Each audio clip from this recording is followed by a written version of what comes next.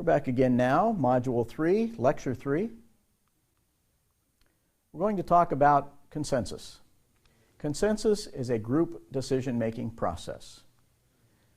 We're trying to find some resolution that's acceptable to all the participants. Why is consensus? Everyone has an equal stake in this decision. It's collaborative.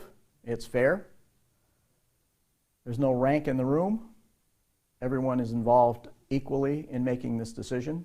And this is one of the key tools we need to have in place, one of the key rules, one of the key methods we have to have in place to have a chance at consensus working.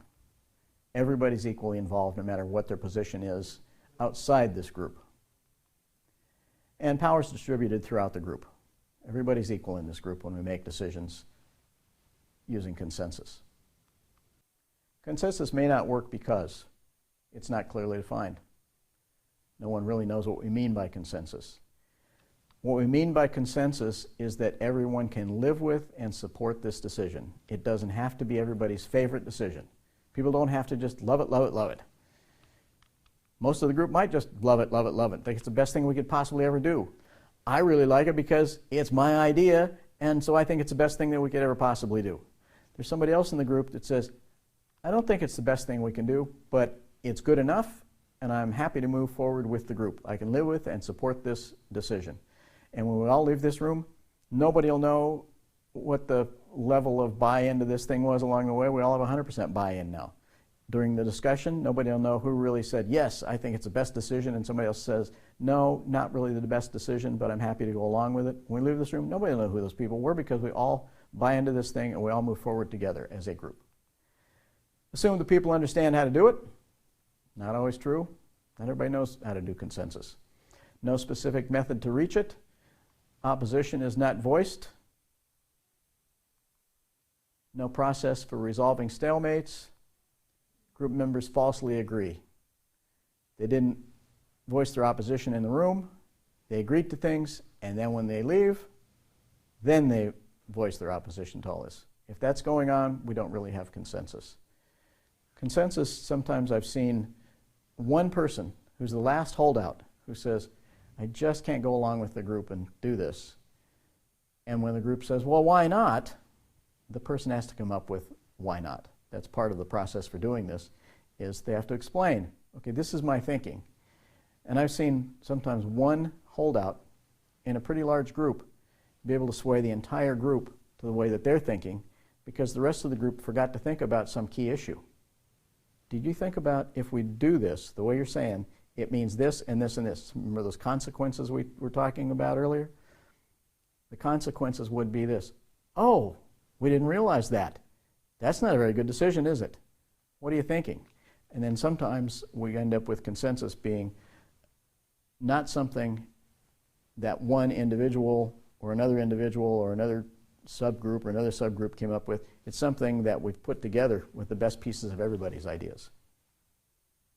So we've seen sometimes where a whole group gets turned in a different direction from where they're all going. We're all going this way.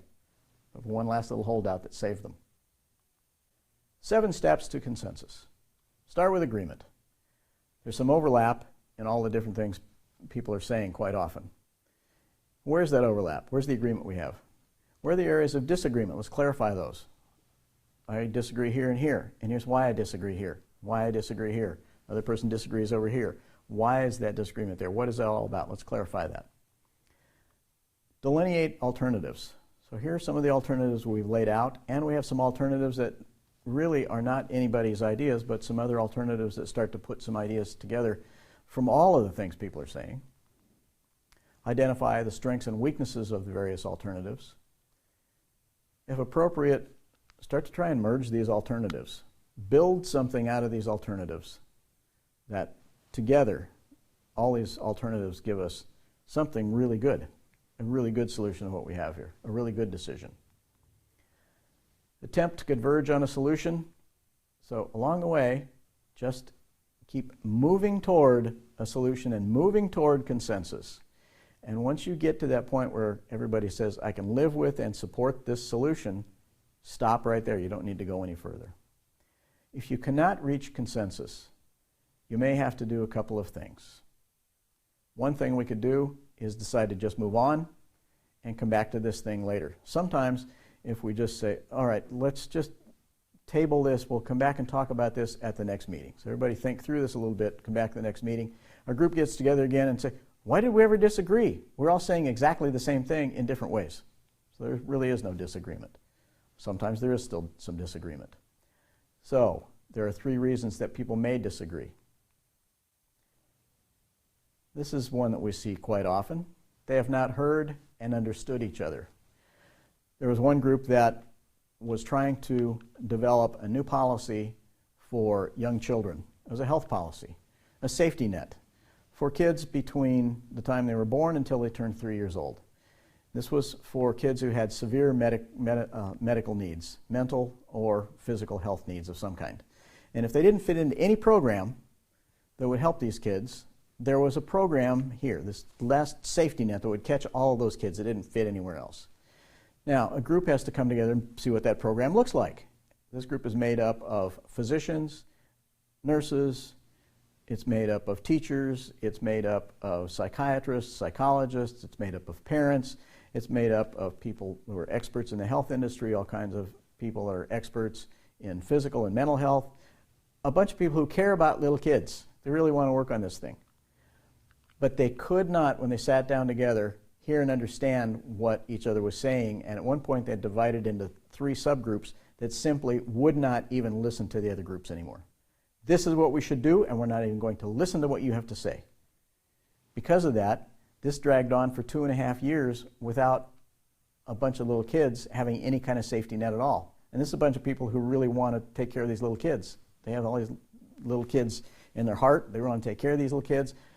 They just got to the point where they couldn't hear and understand each other, and so they couldn't move forward.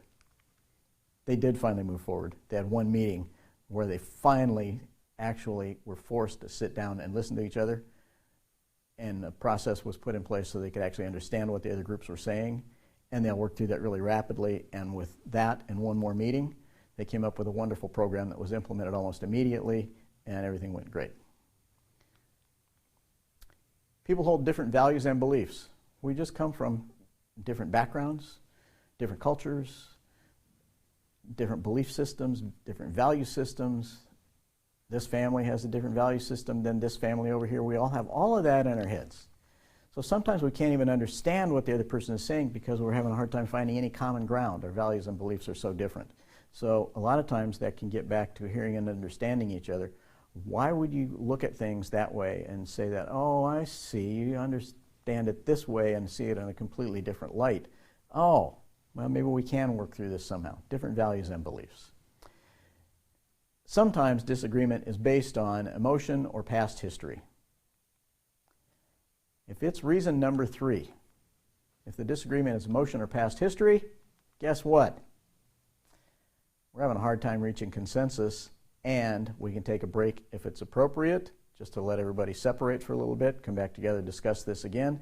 If we simply cannot reach consensus, going to a higher authority is probably the best backup method that we have. We just go to a higher authority and say, what are we going to do? Like the engineers that were trying to paint the cars.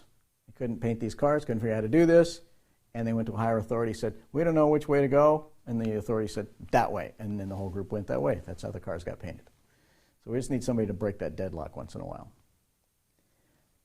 If you can't refocus the disagreement because of number 3, because of the emotion or the past history, do not attempt to reach consensus to resolve the issue. You're going to have to do something different.